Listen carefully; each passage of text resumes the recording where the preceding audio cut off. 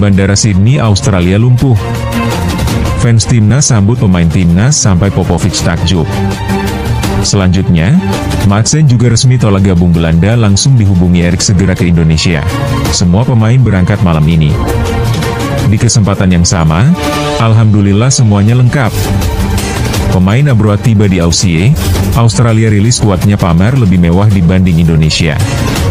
Kedatangan para pemain tim nasional Indonesia di Bandara Sydney disambut dengan antusiasme tinggi oleh para penggemar menjelang pertandingan melawan tim nasional Australia pada 20 Maret mendatang.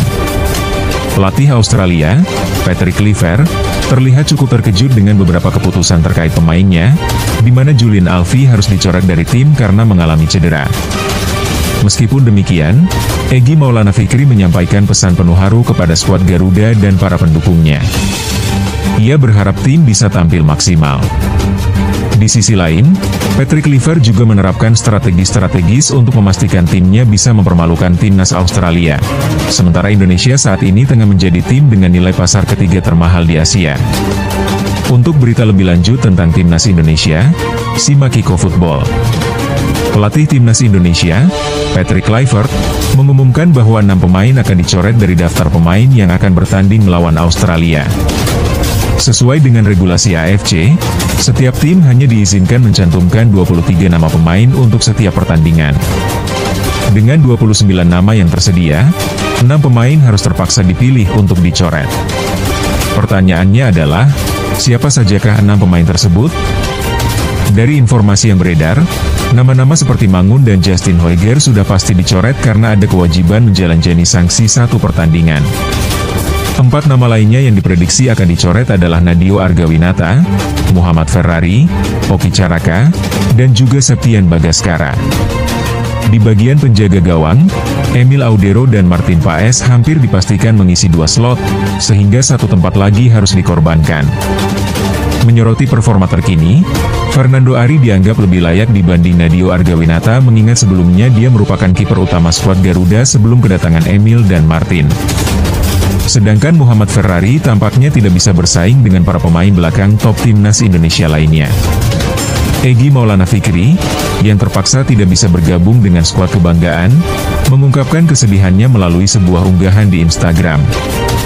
Ia menyatakan dukungannya untuk tim yang akan berjuang sekuat tenaga melawan Australia.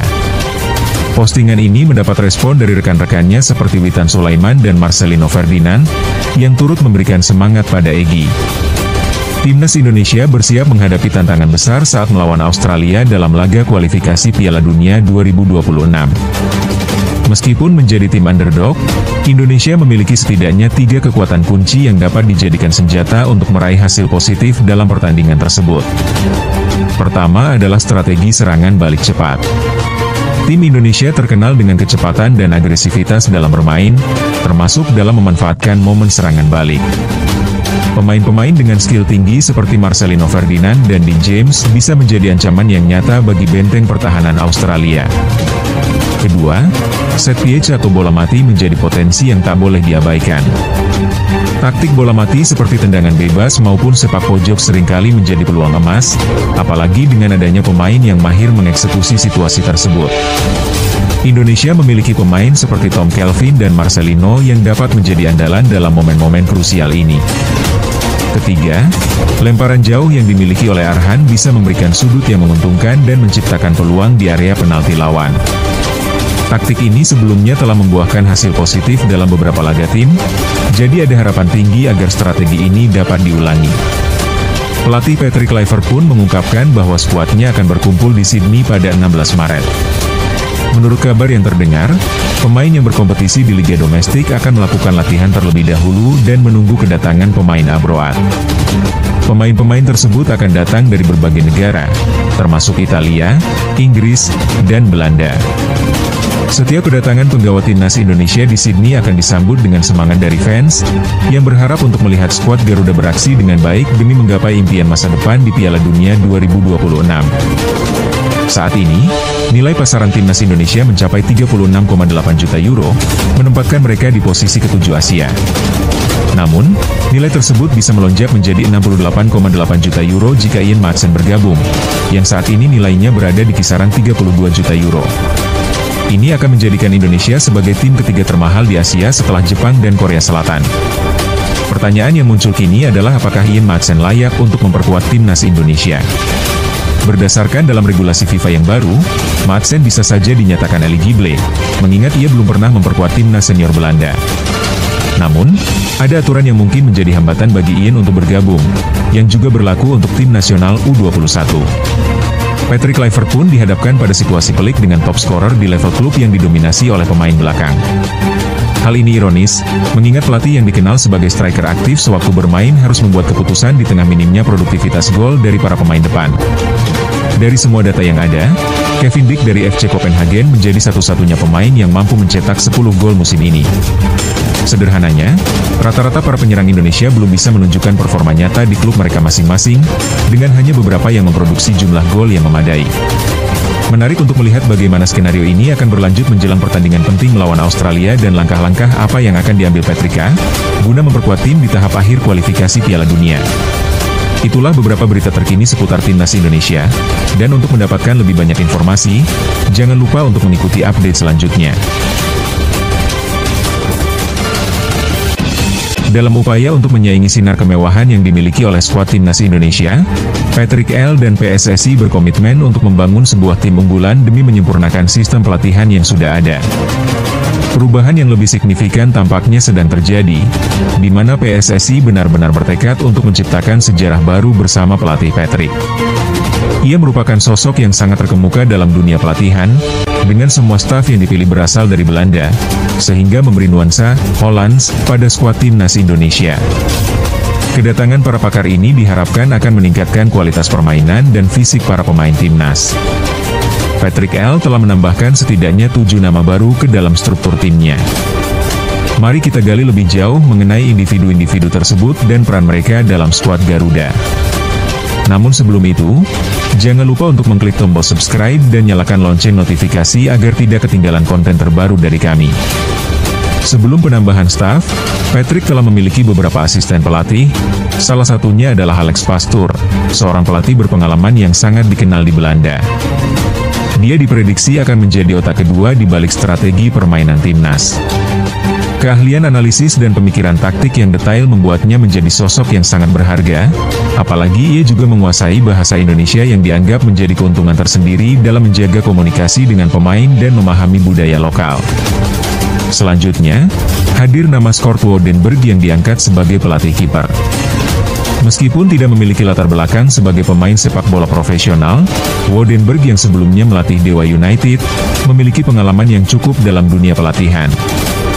Ia sudah mengantongi lisensi UEFA A khusus untuk pelatih kiper, yang menjadikannya sangat kompeten dalam bidang ini. Di tingkat timnas U23, terdapat Gerald van den Burg yang akan menjalankan dua peran sekaligus sebagai pelatih tim U23 dan asisten pelatih di tim senior. Gerald, ex-pemain Ajax Amsterdam, diharapkan dapat menyinkronkan filosofi permainan di berbagai level usia yang ada di timnas Indonesia. Mengingat profesionalisme di Eropa yang umumnya melibatkan staf ahli dalam pelatihan, PSSI berupaya membawa orang-orang terbaik di bidang masing-masing. Salah satu staf yang dianggap sangat penting adalah Quentin Jacoba, pelatih fisik berumur 37 tahun yang telah bekerja dengan Patrick sebelumnya di timnas Curaçao. Latarnya yang merupakan mantan pemain di klub-klub Belanda memberikan pemahaman yang mendalam mengenai aspek fisik yang dibutuhkan oleh pemain.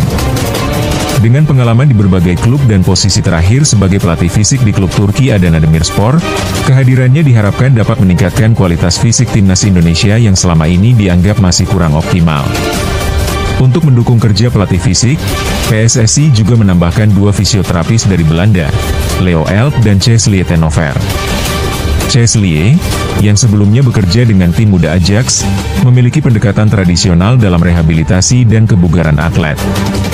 Sementara Leo lebih modern dan memiliki pengalaman luas di tingkat internasional, termasuk menangani pemain-pemain dari klub-klub besar di Eropa seperti AC Milan dan Inter Milan. Kehadiran mereka diharapkan dapat mencegah cedera dan mengoptimalkan kondisi fisik para pemain. Tak lupa, PSSI juga memperhatikan aspek analisis video dalam tim pelatih. Posisi ini sebelumnya lowong setelah Kim Jong Jin pindah. Jordi Kuttenberg yang berusia 32 tahun, seorang analis permainan berpengalaman yang pernah bekerja di beberapa klub Eropa lainnya, resmi bergabung per 1 Februari. Tugasnya meliputi menganalisis pertandingan menggunakan data dan video untuk membantu pelatih merumuskan strategi yang lebih baik dan mempersiapkan tim dengan lebih matang sebelum pertandingan. Di sisi pengembangan pemain, PSSI menunjuk Bram Verbruggen dan Regi Blinker untuk mengisi posisi tersebut. Bram saat ini menjabat di Go Ahead Eagles dan berfokus pada pengembangan individu serta dinamika tim. Regi, seorang legenda sepak bola Belanda, dikenal dengan pendekatan yang baik dalam menjaga komitmen pemain muda dan diharapkan dapat mengurangi kehilangan generasi muda berbakat. Sebagai tambahan, PSSI memilih Frank van Campen sebagai asisten pelatih di Timnas U23. Dengan pengalaman sebagai asisten pelatih di tim-tim Belanda dan fokus pada pengembangan pemain muda, diharapkan Frank dapat membantu mereka mencapai impian di ajang internasional.